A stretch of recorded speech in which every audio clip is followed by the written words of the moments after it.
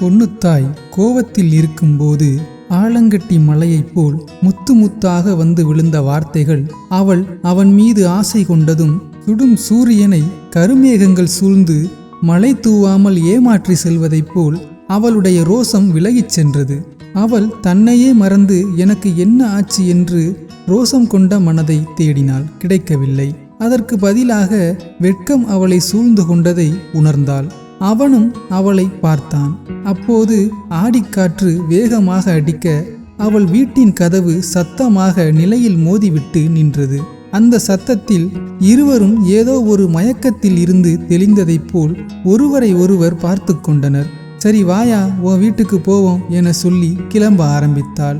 அவன் எதையோ எதிர்பார்த்து ஏமாந்தவனைப் போல் சலிப்பாக சரி கிளம்புவோம் என சொன்னான். என்னையா ரொம்ப தான் சலிச்சுக்கிற என்று அவள் கேட்க அவன் ஒன்றும் இல்லை என்று இழுத்தான். அவள் அவனை புரிந்து கொண்டு பொறுமையாக ஆசைப்பட்டதெல்லாம் உடனே கிடைச்சிராது என்று சூசகமாக சொன்னாள். அதன் பிறகுதான் அவன் சிரித்தான். அவள் அதை பார்த்ததும் வாழ வேண்டிய நேரத்தில் வீராப்பு காட்டுறது, காலங்கட்ட நேரத்தில் கனவு காண்றது என சொல்லி வாயா பஸ்ஸுக்கு நேரமாச்சு, திரும்பி வர்றதுக்கு சாயந்தரம் பஸ் இருக்குதோ என்னமோ என தானாகவே சொல்லிக்கொண்டு புருஷனோடு பஸ் ஏறும் இடத்திற்கு சென்றாள். கொஞ்ச நேரத்தில் பஸ் வந்தது. அதில் இருவரும் ஏறி உட்கார இடம் பார்த்தனர். எல்லா இருக்கைகளிலும் ஆள் இருந்ததால் இவர்கள் இருவரும் மட்டும் கம்பியை பிடித்தபடி பயணம் செய்தார்கள். அப்போது அந்த பஸ்ஸில் கமலஹாசனின் பாடலான வளையோசை கலகலகலவென கவிதைகள் படிக்குது, சுட சுட தென்றல் காற்றும் வீசுது என்று அன்றைய கேசட் ரேடியோவில் ஒலித்தது. இந்த பாடலை கேட்டதும் பொன்னுத்தாய்க்கும் அவள் புருஷனுக்கும் இன்பச் சுற்றுலா செல்வது போல் அவர்கள் இளமை காலத்தில் வாழாத வாழ்க்கையை வாழத் தூண்டியது. இடையில் ஏதோ ஊர் வந்தது. நடத்துனர் விசில் ஊதியதும் ஓட்டுநர் வேகமாக பஸ்ஸை நிறுத்தினார்.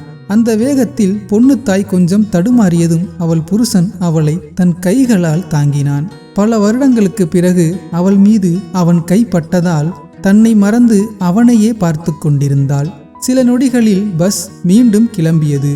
நடத்துனர் இவர்கள் இருவரும் நிற்பதை பார்த்ததும் ஏமா அந்த இடம் இருக்குல்ல, உக்காந்தா என்ன, 2 பேரும் கனவு ஏதும் காண்றீங்களா என கேட்டதும் சுதாரித்து கொண்டவள் வாயா அங்க உட்காருவோம் என்று அவள் உட்கார்ந்தாள். அவன் அவள் அருகில் உட்கார தயங்கினான். வந்து உட்காரியா என கூப்பிட்டதும் அவள் பக்கத்தில் உட்கார்ந்தான். அவன் ஊருக்கு செல்ல 1/2 மணி நேரம் ஆகும் என்பதால் அவன் தோளில் தலை சாய்த்து அவனை ஓரக்கண்ணால் பார்த்தாள். அவன் மனது கொஞ்சம் லேசானது. கொஞ்ச நேரம் கழித்து தலையை நிமிர்த்தாள். ஏன் சும்மா சாஞ்சுக்க என்று அவன் சொல்ல, யோ உன் ஊர் வந்துருச்சியா, எந்திரி, இறங்க வேணாமா என்று அவள் கேட்க, இல்ல இப்படியே உன் கூட பஸ்ஸில் போறது நல்லா இருக்கு என்று அவன் சொன்னான்.